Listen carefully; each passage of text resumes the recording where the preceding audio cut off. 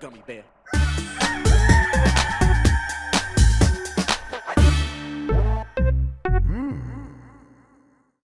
It's the internet. You're busy. Let's do this for July 19th, 2023. For the next hour or so, let me help you sort through the world of gaming on Game Mess Mornings Live with me, Jeff Grubb. Today, Nintendo may have a couple more surprises for us later this year, while one of its games leaks early online. But first, please join me in welcoming today's co-host of Game Mess Mornings. It's Mike Minotti, everybody. Mike, how are you doing? Oh, I'm doing good, Jeff. It's nice to see you again. Wow, some troublemaker must be making all sorts of news and headaches for Nintendo today. Yeah, I think so. Also, I did the countdown. I didn't say the 3, and Jan says, I needed to hear the 3. I've ruined his day. I know as I was doing it, I'm like, this is going to be bad, but I had to do it because it was fading to black already. It was all, the timing's all messed up. I'm trying to figure this out. I think we have it. I just need to say the 3, Mike. I need to have the courage to say the 3. I'll do it. 3. There it is. There you go, Jan. There 3. You go. There you go. It's beautiful. Yeah, troublemakers and all that. But how you doing otherwise? You get enough rest? Because I've not been sleeping much, and it's been a problem. Yeah, I didn't sleep well last night. The dog just kept getting up. That's it. So I think I'm gonna go back to bed for this. I'm on my staycation actually, so nothing's stopping me from doing that. After this, I'll go sleepy some more. Then I think we have to play some Four Swords Adventure. I'll do that. Maybe go sleepies even a little bit more, and yeah, that'll be fine. Man, Turns out, I don't need plans for this staycation. Turns out I mostly just want to sleep. I actually got a call from the sleep study places. I want to get a CPAP machine. I'm sure I need one. So I just got the call right before this, and I was all excited. Ooh, that's fun. Yeah, first opening's November 1st. Oh, I was Jesus. like, oh no. Okay, all right. I need to plan mine then. Yes, and I'm like, oh, okay. Well, I don't need to sleep till then, I guess. That's okay.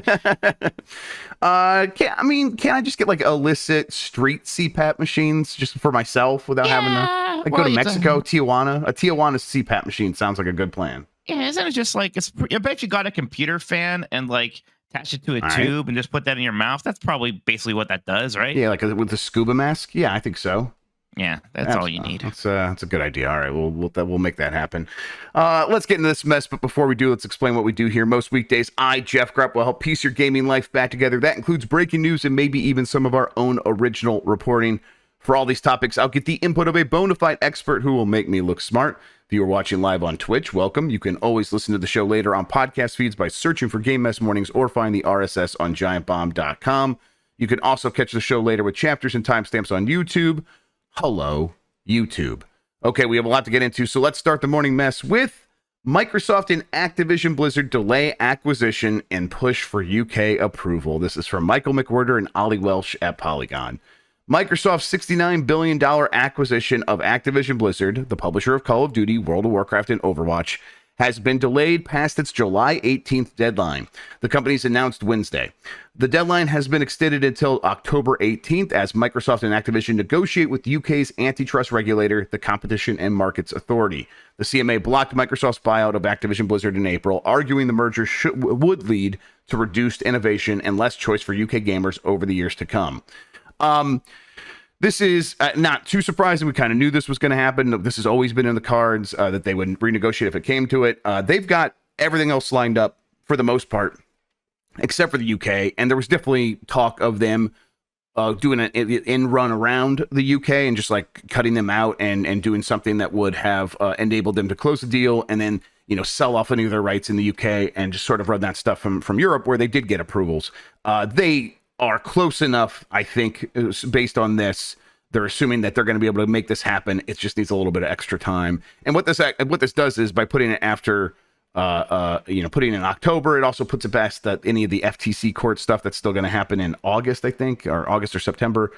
So they have plenty of time now to do all that stuff. The bad news is fucking October before this thing closes, maybe.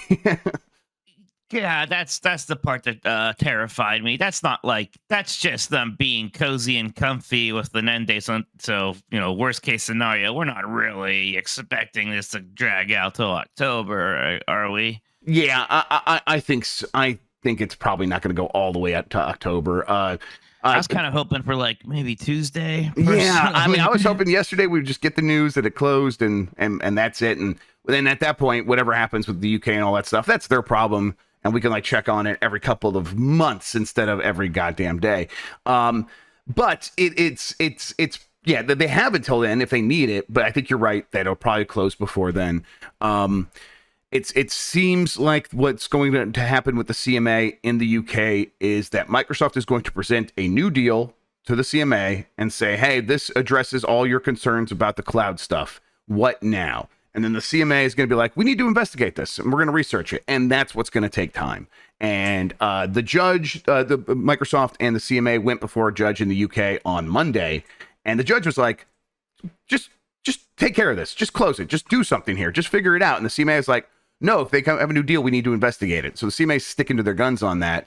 And so anything that Microsoft puts forward is not going to just get rubber stamped. It's going to have to go through this kind of arduous process again. And, you know, whatever. They have plenty of time now, so now they can figure it out. We don't know if like Microsoft sweetened the pot for Activision to be like, okay, and we'll move it to October 18th. And now if the deal falls through, it'll be an extra $1 billion that we have to pay you if it doesn't go through. But chances are, like, that's not going to happen. So they really don't even have to deal with that. All right, let's move on to Supreme Court denies gamers' last-ditch effort to block Microsoft's Activision acquisition. It's from Haley Williams at GameSpot. 10 self-proclaimed gamers filed for an emergency injunction in an attempt to stop Microsoft from buying Activision Blizzard, but were rejected by the Ninth Circuit of Court of Appeals and now have also been turned down by the Supreme Court. While the plaintiffs involved in the so-called gamers suit were unlikely to succeed, where even the FTC failed, there is now one less obstacle for Microsoft in buying Activision Blizzard. This is fun. It's just funny because Justice Elena Kagan had to actually just be like, no to the gamers. She saw the gamers and looked down on them and whispered no. So not too surprising, but it is funny to me that these people brought a case all the way to the Supreme Court, Mike. Yeah, this was pretty much a fanboy driven effort, right? That's what this was. As far as I understand it, yeah, pretty much. And I think that's one of the reasons that they didn't even want to hear it all up and down the court system is that the standing, like they didn't seem to have the correct standing to actually bring a suit. And that's the kind of thing courts are like, gamers have no standing. Gamers don't have any standing. They're always lounging. There's no standing there. Wow. Yeah, I said it. Yeah, this is one that like that Justice Corley, or I'm sorry, the Judge Corley. She also dismissed this, and she's the one that oversaw the FTC case and stuff like that. But yeah, so that's, I guess, one less thing for Microsoft to have to deal with. But this was never really going to be anything. Yeah, totally. I wasn't expecting this to go particularly far, but it is funny to see the Supreme Court have to officially say no to the gamer suite. Yep, and I almost wish that they would have approved it just to see what the gamer suit at the Supreme Court would have looked like. I like circuses, Mike. I want to see that one. Oh well. I don't know. I've had enough Supreme Court circuses lately. Yeah, I guess that's fair. Pikmin 4 leaks online. This is from Nintendo Everything. Pikmin 4 is the latest Nintendo game to have seen an online leak, and it comes just a few days ahead of the official launch. Unfortunately, Switch titles and leaks tend to go hand in hand. For instance, Fire Emblem Engage also started to circulate online a few days before release. The same thing happened with The Legend of Zelda Tears of the Kingdom, and that was arguably worse since it happened more than a week before the game hit store shelves. Arguably worse, significantly worse. Significantly worse. With Pikmin 4, the story isn't quite as significant as a game like Zelda and Fire Emblem. Still, if you're on a media blackout, keep in mind that spoilers could begin to pop up on social media and other sites soon. I can't imagine caring about Pikmin spoilers, but that's each their own, I guess, Mike. But I bet they saved Captain Olimar. I bet they succeed in the end. Yeah, this happens every time. It didn't happen with what was the game that came out? Everybody's 1-2 Switch. I don't think leaked. Yeah. I don't think that one leaked. Which, yeah, of course, as you said, yeah, so shocking that no one cared enough to do the work on that one. But any game that people seem to like even care about a little bit, this happens to. This continues to be one of the main reasons that Nintendo is like ready to move on to the next system, right? Like they want to reset their security so that this isn't an issue for a couple of years again, right? Yeah, it has to be, because it's just happening with every major release of theirs lately. And again, way worse that this happened to Tears of the Kingdom. That was one that probably caused some panic inside. I'm sure they're not happy that this happened, but it can't be shocking. So what exactly do you think those security measures look like in the Switch 2 to curb this kind of thing? Yeah, I'm no MVG, I'm no expert on that stuff, but Clearly. I'm sure that they will have new hardware implementations for security. They'll have new software, a whole bunch of stuff. I mean, just speaking in very vague terms, we know that they've taken security more seriously when it comes to the media. And the stuff that they require, like a media outlet to do before you can get like a review copy, for example. Are you just rubbing salt in my wound? Yes. Everybody, it is Mike Minotti's fault. I'll just say that. But it's like, Maybe not joking. yeah. Yeah. Well, the nice thing about that is that at least we know it's not me. I'm not leaking it. There you go. Can't be me. Don't have it. Yeah. And as Sean points out, they have a lot of updated switches. Like when they did the revision for the improved battery switch model, that was secretly a way to actually deal with piracy, because you need that launch version of the Switch to actually run a hacked Switch that can run on any of these games right now. But at the same time, like a lot of people are playing these on emulators, and they will want to like do a little bit to make that work. They'll probably want to do a lot to make that more difficult, but that'll probably keep happening. And really, what they'll probably hope for is that it takes a couple of years for a worthwhile emulator to come along and actually be viable. Although we'll have to wait and see, because if it's still in the same family, I bet that it'll probably be pretty easily for software engineers in that scene to come up with a way to play these games on your PC. We'll see. Pikmin 4, where are you at on that? Are you going to play it like day one, or is that something that you're like, I'll wait and see? Yeah, I don't know. I played that demo, and I appreciate how meaty that demo was. I think I actually played it for 3 hours, and it carries over progress.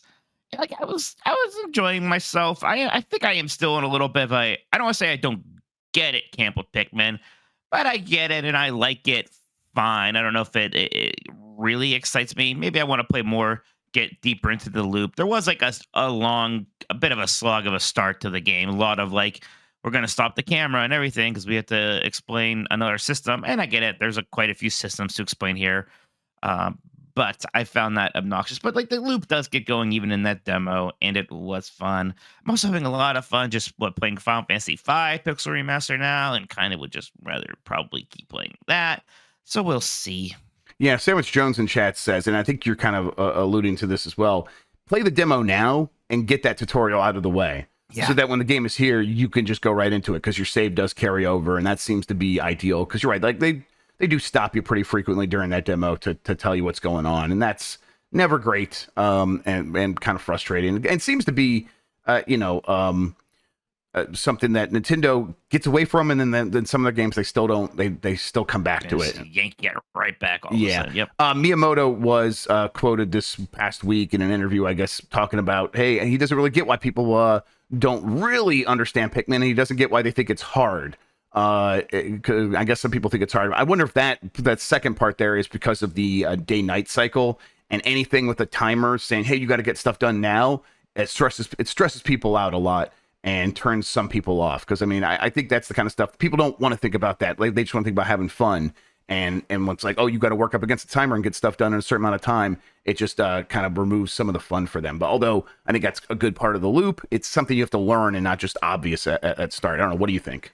I don't know. I mean, something like Pikmin, which is a little bit weirder. It's a bit more, I don't want to say niche, but, it's not just some action adventure game. It's not just some platformer.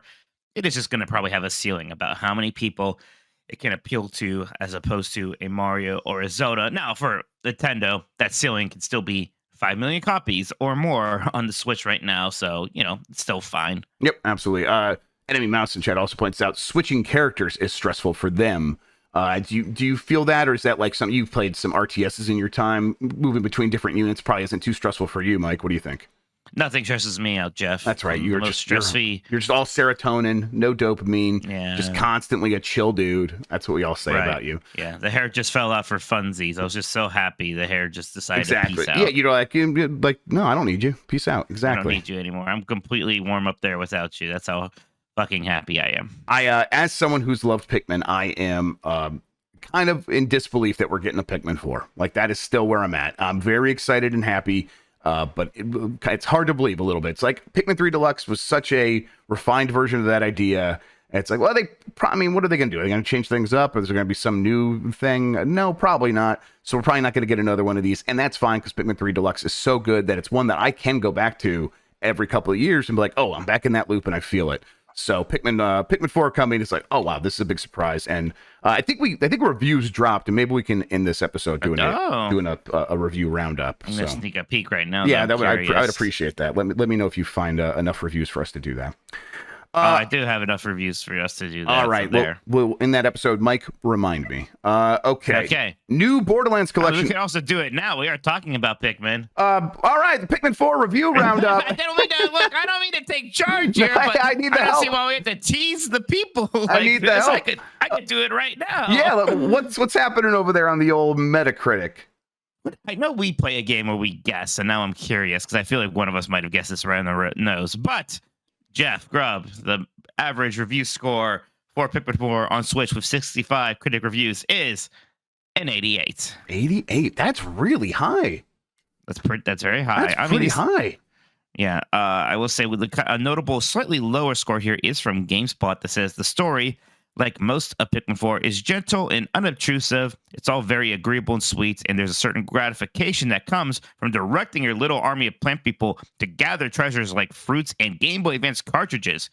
The more Pikmin 4 leads into fashioning itself after a more traditional game with competition and fail states, the more prone it is to getting in its own way. Sometimes it's enough to simply have a relaxing activity. You see Sean? Oh, what does Sean say? You want to hear our predictions, Mike? So it's an 88. Oh, God. Yes, I see it now. Jeff predicted an 87. Mike predicted an 89. Oh, my of God. Maybe it might still move. Yeah, that's right. So we do a Metacritic prediction game on our podcast. And we do it at the beginning of the quarter.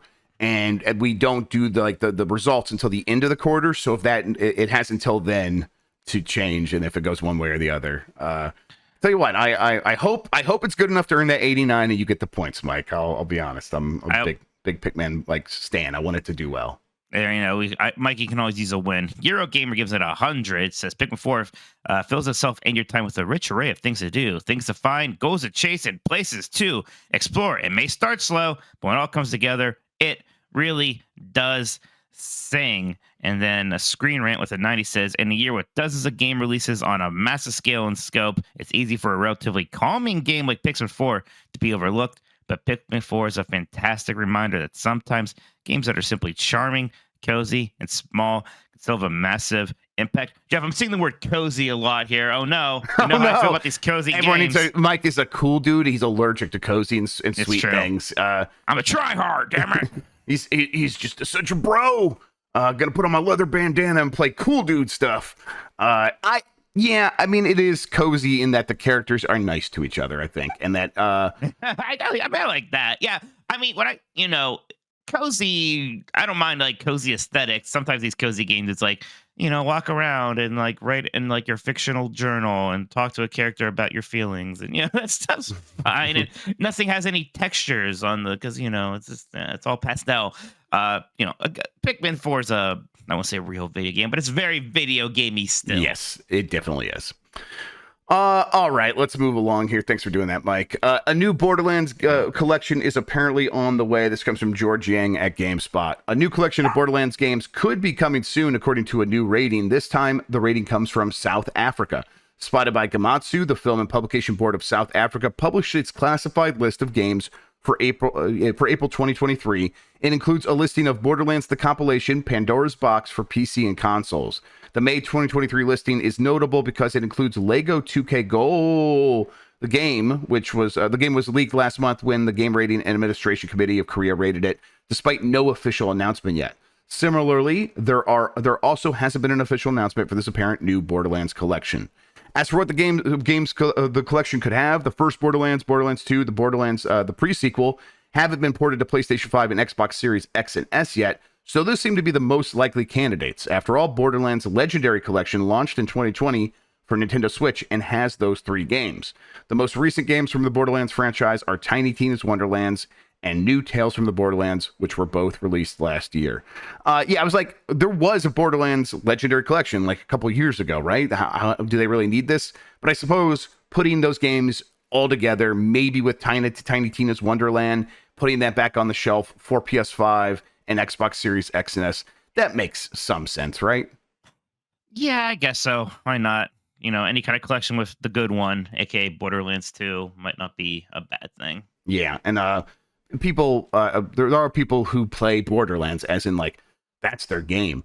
It has reached that level. That was definitely true because Borderlands 3, I just remember like being like not that interested in it, and then like look around like, oh, a bunch of people are playing Borderlands 3, and now a bunch of people are excited for Tiny Tina's Wonderland. Okay, so I think keeping that series, in the front of people's minds, keeping a version of that box on shelves is going to serve for when that the movie franchise. comes out, right? Everyone's going to come out of the movie and want to buy Borderlands. Honestly, Mike, that's probably the genesis of this game, right? Of this collection, right? It's like, hey, we need to have something on the shelves for when the movie comes out. If that's the case, this would have come out like a year or two ago. Yeah. But who knows? That movie, as we talked about on a recent episode, is having some issues. It's been in post-production for like a year and a half, and apparently it's in post-production hell, is how it was phrased. So my dream is that Cate Blanchett like realized what happened. She woke up from a fever dream and discovered she just filmed Borderlands, the movie, and is like making them digitally erase her from the whole film. Randy Pitchford, the magician, is like worm tongue, and he's like whispering in her ear, and like someone broke the spell, and she's like, "Oh, where have I been?" Yes, yeah, exactly. Odd have been my dreams of late. Dark have been my dreams of late. Dark have been my dreams of late. Like, yeah, I can imagine Randy's right there. Yeah, we'll see. I don't know if I have any urge to ever play a Borderlands game again, Mike. And I don't know what they could do. I guess if a Borderlands 4 comes along and it's like in a slower time of the year and everyone says it's the best thing ever, I would probably check it out. But I'm like, mostly I'm good. People even liked Tiny Tina fine, right? This wasn't like 3 where the people I trusted were like, oh, I hate this actually. And I just at the time was kind of over it. And Randy Pitchford had kind of reached his, his final form that we all kind of find a bit repulsive. So, yeah, it's just weird with Borderlands. There's so many games to play. If I want to play a looter shooter, maybe I'll just try Destiny again. That's a lie. I find Destiny 2 impenetrable these days. So I don't know. Just it's fine. I don't need one. I don't need to be Borderlands. I mean, look, Borderlands, that game you can't separate from that kind of humor, right? The sort of stuff that seems so dated when it suddenly shows up in new video games again, right? But like Borderlands almost seems incapable of growing past that. So it always feels weird to me. Yep, and it's that kind of humor got dated pretty quickly, and you're right. What are you going to do? Take that kind of humor out of Borderlands? That's like half the sales pitch for it. So yeah, it's a winner in a weird state, and I have a lot of other options. So I think I'll probably mostly keep skipping out on it. But hey, Borderlands collection apparently on the way. Invincible comic series is getting its first ever video game. Don't get too excited, though, everybody. This is from Darren Bonthus at GameSpot. Mike doesn't like cozy things, doesn't like gratuitously violent things. I was going to say, I have to be careful. I don't want to. Last time I said something about not care about Invincible, you got mad at me. Well, it's just very good, you see. And it's not. I like it, not necessarily because of the violence, although the violence is fun. It is about. You like watching all those poor civilians on that train get turned into goo. Well, I mean, listen, I think I definitely laughed when that happened because it's like, oh my god, this is insane. You just want to be goo. I do. I'm wish like, that man, you'd be that's returned. my dream. Make me goo. You wish you were one of these hundreds of background characters getting turned into goo by Mr. Daddy Mustache, whatever his name is. That's his name, Mr. Daddy Mustache. Mr. Daddy Mustache. Fantastic. All right, let's see that. Neutron, what is it? Help me now. You know. Omni-Man. Is that yes? Is that Omni-Man. Yes. That's a good name, actually. Yes, I like that. There's a lot of good stuff like that in these stories. Invincible, the hit comic book series that was later adapted into a popular animated series on Prime Video, is getting its first ever video game later this year, coming to iOS and Android. Invincible, guarding the globe is a Mike. You want to guess what it is? God, I hope it's a match 3 puzzle game. It's basically that for superhero games. It's a free-to-play idle squad-based RPG from Ubisoft's Barcelona mobile studio. Look at like Let's go. So for audio listeners, the trailer's playing right now, and it's like, oh, there's Invincible and the guy that's basically their Hulk and his girlfriend and stuff, and they're fighting. Oh my God, they're fighting the other version of the Hulk. It's the same guy, and then other characters going to show up, kind of implying it's going to be, you know, people making their teams as superheroes or whatever, and it looks exciting. And then at the end of this trailer, we're gonna get a snippet of gameplay, and I think it's very funny transition. It's a very funny contrast to this, because this animation here actually looks better than the Prime Video show, which I really like. But this animation looks really good, and then they're gonna show the gameplay, and it's just the most mobile bullshit ever. That's incredible. I mean, it's also kind of weird to have such a cynical game adaptation for this, right? Yep. Yeah, wow, look at that. Holy shit, it's fucking it's Star Wars whatever and Marvel whatever and all that bullshit. All that bullshit. Yes, it is. It is annoying that that's the direction they're going in for that stuff. But I guess I suppose it's nice that Invincible's at a point where it can get one of those games, and it's like someone's like, hey, we can make money from this thing. It's popular. Look who's cheerleading for Invincible. Yeah, Chef, I'm very glad that the thing you like is popular enough to get a bad, lazy mobile game. Exactly. That's where I'm at right now. I'm like, oh, that's nice. But it is a bad, lazy mobile game from Ubisoft. And again, that trailer is incredible. It is a minute and a half of high quality animation, and then 10 seconds of zoomed out, top down, you know, I'll send my team at yours, you send your team at mine, and then we sit back and watch what happens. Bullshit mobile gameplay. Yeah. And I don't like, what are they going to like, what spirit of this in the comic and the show are they going to capture from this? I bet the violence. But it's like, really? Because it's like, it's just little tiny characters running at each other on a screen and punching. They'll just explode into like a, you know, like a pool of red. That's it. Yeah, it's just so weird to me that idle has actually become like a buzzword for a whole subset of games. We celebrate the idleness of it. Incredible. Oh, there we go. Fix the background. Thanks, Sean. Yes, it stinks that this is where like this level of IP game is at, where like a licensed game is going to definitely get a mobile game first as like testing grounds before it's like, oh, should we invest real money in this? And then the kinds of things that get that real money are just the really, really hyper known quantities: Harry Potter, Star Wars, and a couple other things, Marvel superheroes here and there. Everything else is going to get the fake mobile game. Fake, but they're going to get the bullshit mobile games that are not for me in any way. Oh, well. All right, next up, Metroid Prime 2 Remastered is coming, quote, relatively soonish, and something Zelda series related is coming later this year. This comes from My Nintendo News, who writes, journalist and industry insider Jeff Grubb has said in a new video that Metroid Prime 2 Remastered will be arriving relatively soonish, which is fantastic news to hear, as Metroid Prime Remastered was excellent. He also said that something The Legend of Zelda related is also happening later this year, though he says it's not related to the critically acclaimed The Legend of Zelda Tears of the Kingdom. What this announcement will be is anyone's guess, including mine. I don't know.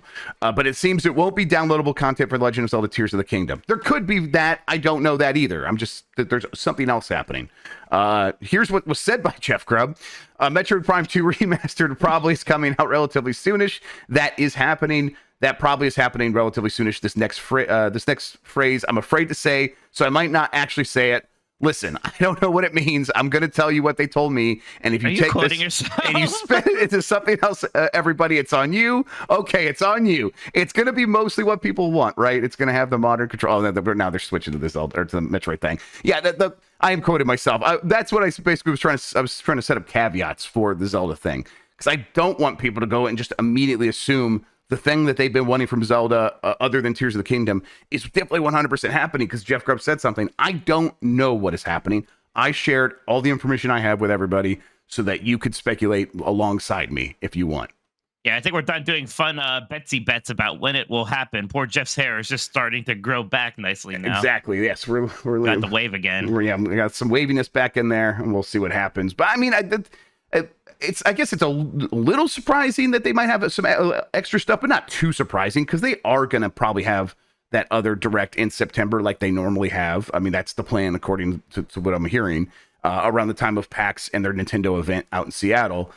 So if they're going to have that, they probably have to have some other announcements, and maybe announcements that they can either shadow drop, or any of these things like Metroid Prime 2 Remaster.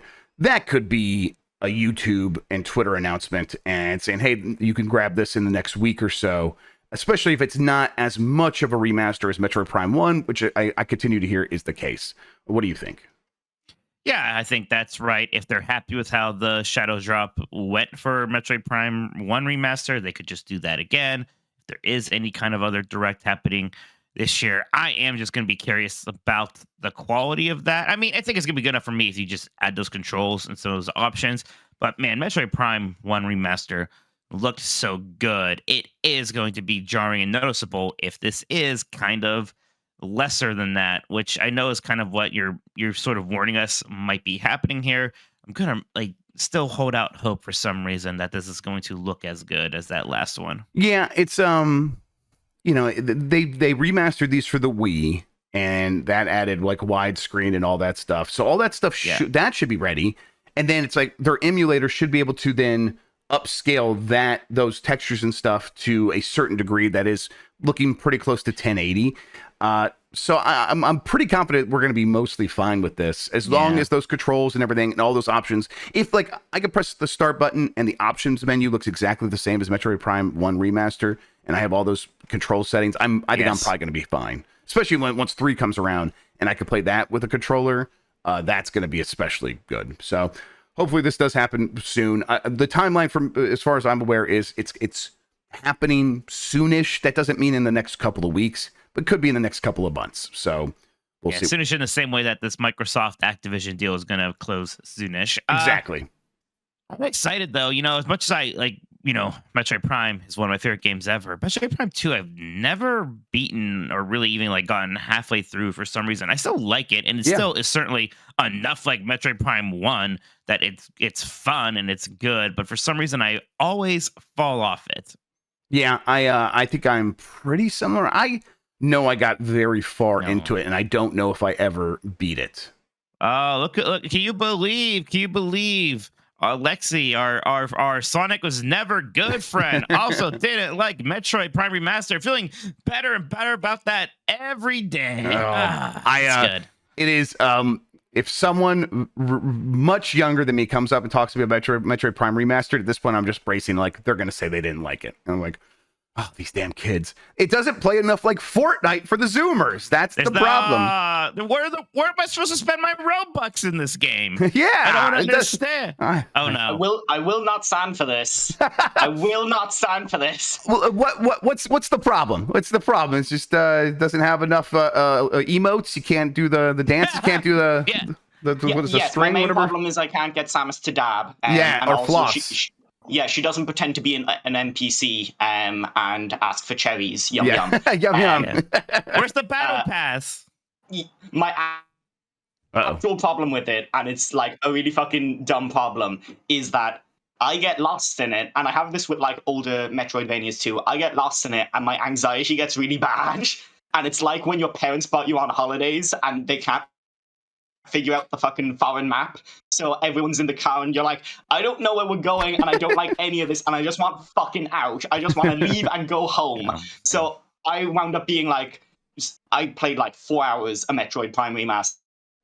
And I was like, I don't know where to go next. Fuck this game. I feel like shish. And It is. It works differently than most games today in terms of that, where it's like it's willing to let you get lost and all that stuff. But for me, that's exciting because it is a fun world to explore, and I really enjoy that. Your parents should have taken you to Disney World. They have all sorts of handy maps there. It's hard to get lost. Oh my god! Listen, Mike, not all of us can afford to go to Disney World. We don't have Dr. Daddies. I'm sorry to see some of us just have to go into the countryside and carry and look at cows for the summer.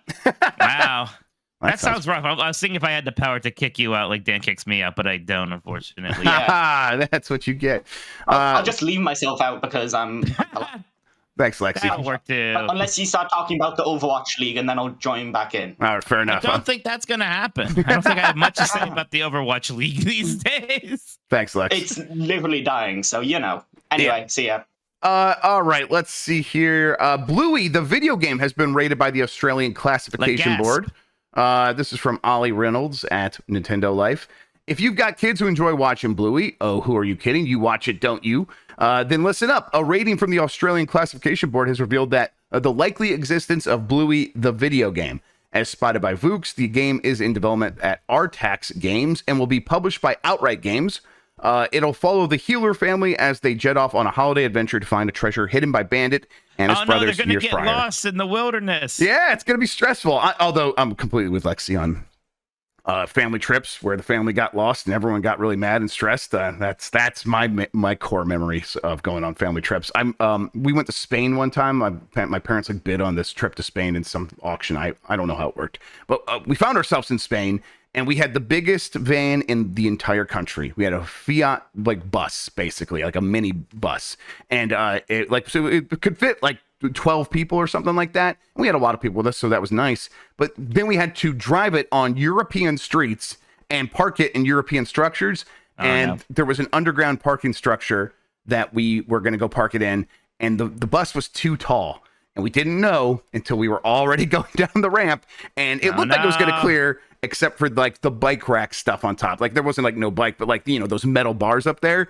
And it's just like wedged itself in and like hit there. And we just got stuck on the ramp. And it was a manual. So getting it to like have enough power in reverse to get it out was like really tough. So my dad like rooms it back a couple feet and it slams back down. And that happened 3 times. And then finally just roomed it out and like we almost like ramped it out of there. It was pretty incredible. And that is how I remember family trips, and that's Metroid Prime to me as well.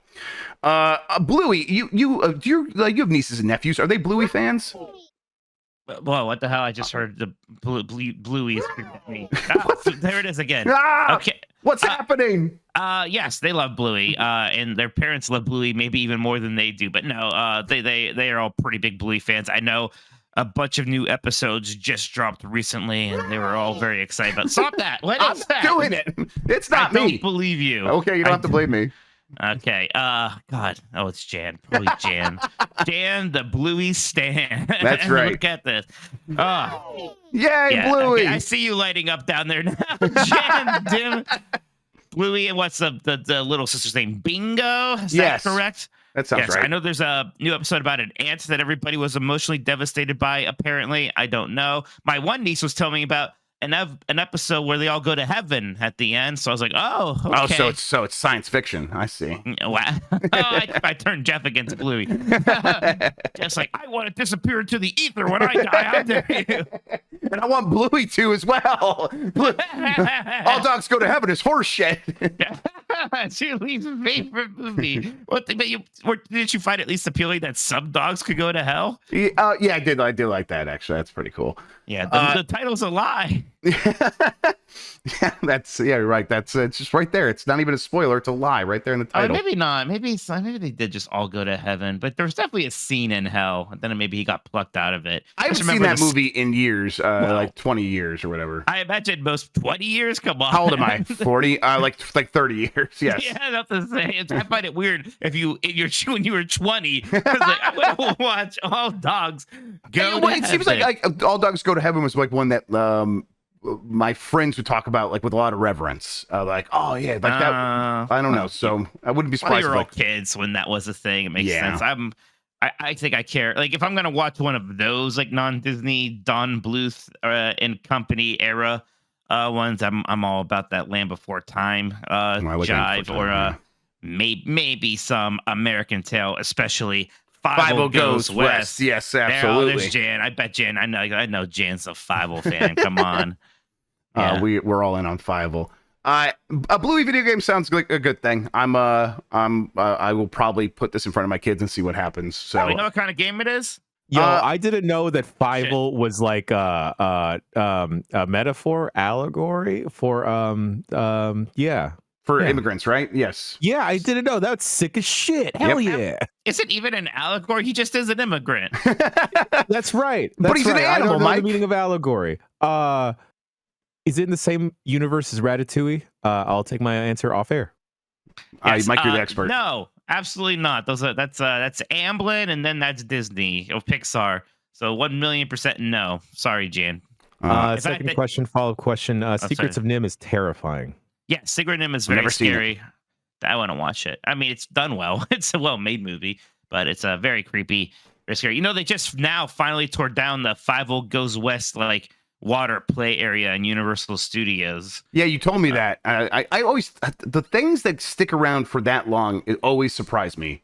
There's so many things like, man, that's still happening. I mean, they wanted to get rid of it forever. At one point, I think like they were going to put the Orlando Super Nintendo World in that area ish, and then they decided, well, we'll just put in this third theme park we're going to build. But something is going to happen in that area. Something new for the kiddies that will seem slightly more relevant than 50 Goes West.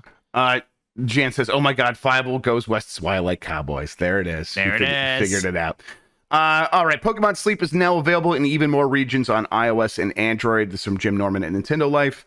After launching on open beta earlier this week, the Pokemon Company has now expanded the release of Pokemon Sleep even further, with the app now available to download on iOS and Android in much of Europe, Africa, and the Middle East. We went hands-on with the new Sleep Companion app in its early stages last week, though we remain somewhat confused by what the product is all about. Tracking your sleep is one thing, but the need for microtransactions in such an app feels a bit off. Yes, monetize sleep. The last thing the Pokemon Company was not monetizing, they figured out how to do it. Holy shit. News of the expansion was shared on Survey.net, which noted that the Pokemon Sleep is set to launch in Japan tomorrow. As of the time of writing, it appears the app is still unavailable for most of North America, though we understand it is downloadable in Canada, which is like 33% of North America. So I suppose they're right that most of North America doesn't have it. At that rate, the rate that it is launching, however, we would imagine that it won't be too long before we can all learn how to sleep finally. Mike, is there any chance you're going to use this?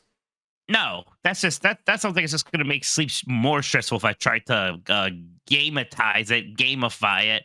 Absolutely not. I don't know. Maybe I'll try it. See what it's like. Maybe, depends how many EVs are involved. I only want to sleep with the hot Pokemon. Of course, yes. Vaporeon, right? Is Oh God, no, not the animal ones. Like, I know you can just say Vaporeon and get a reaction out of you. Like the one that just looks like a human. Like what? Not Jinx. No. Mr. Mime. Yeah. Okay, never mind. I definitely don't want to play. I would 100% sleep with Mr. Mime. Pokemon Nightmare.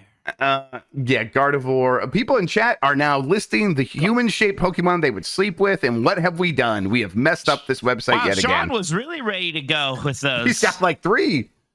Yeah. Punny. Oh my God. Veteran first-person shooter. White. Medusa Lover. Tangela White. God damn it. Incredible. Oh my God. Veteran first-person shooter devs form new studio to make games inside of Fortnite. This is from Zach Swisen at Kotaku. Veteran game developers from Bungie, EA, and Congregate have come together to form a new video game studio, Look North World.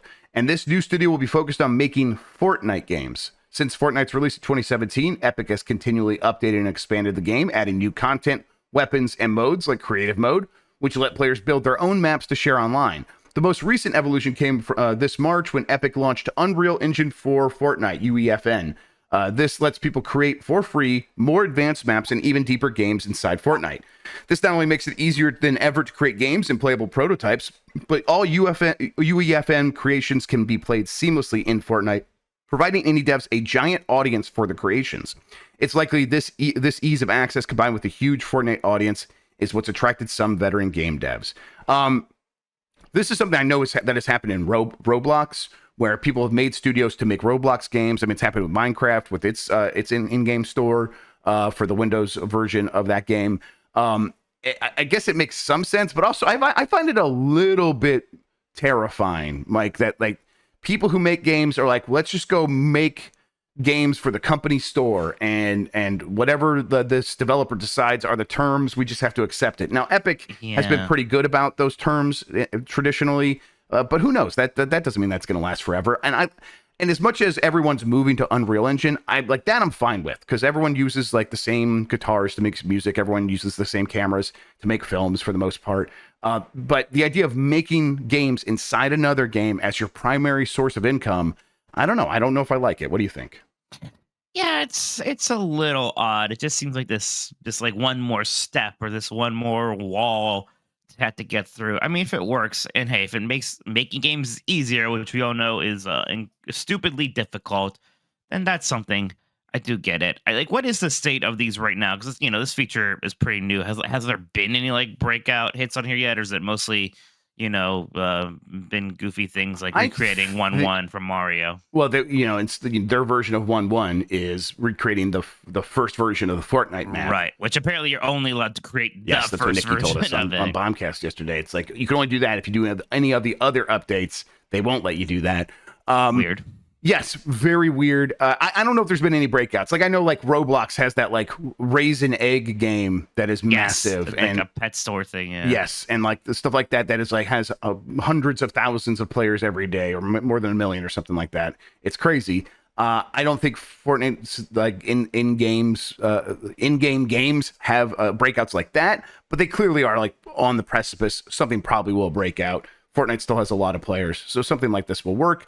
This studio's already put out one of these games into Fortnite, so yeah, the people are going to keep trying this. I guess I don't really know how the split works.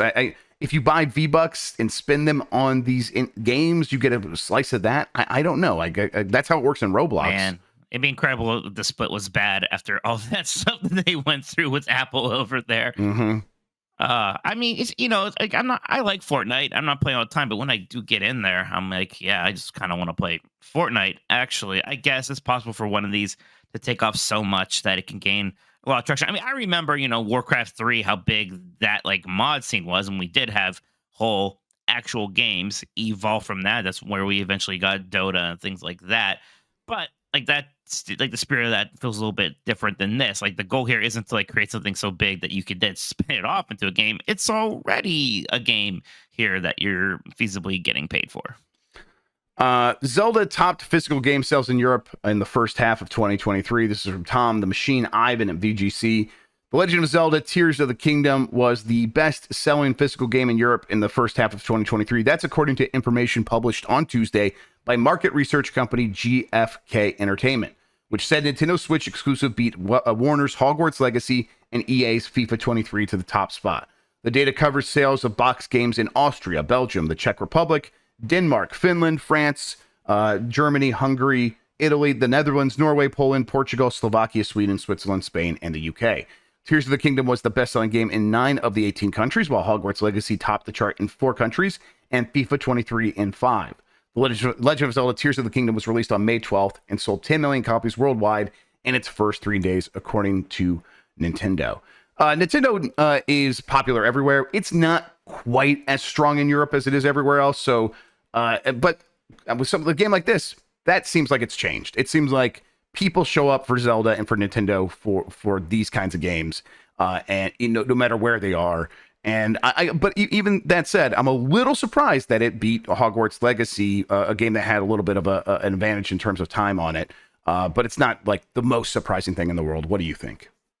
No, I mean, I definitely do think that's right. I wonder what those 4 countries are. I want the UK has to be one of them, where Harry Potter still was number 1. But yes, the land of the Mega Drive. They have embraced our little green clad boy. Although I guess he's that's weird that by default I don't necessarily picture Link in green anymore, huh? Sometimes he wears blue now. I'm fine with that.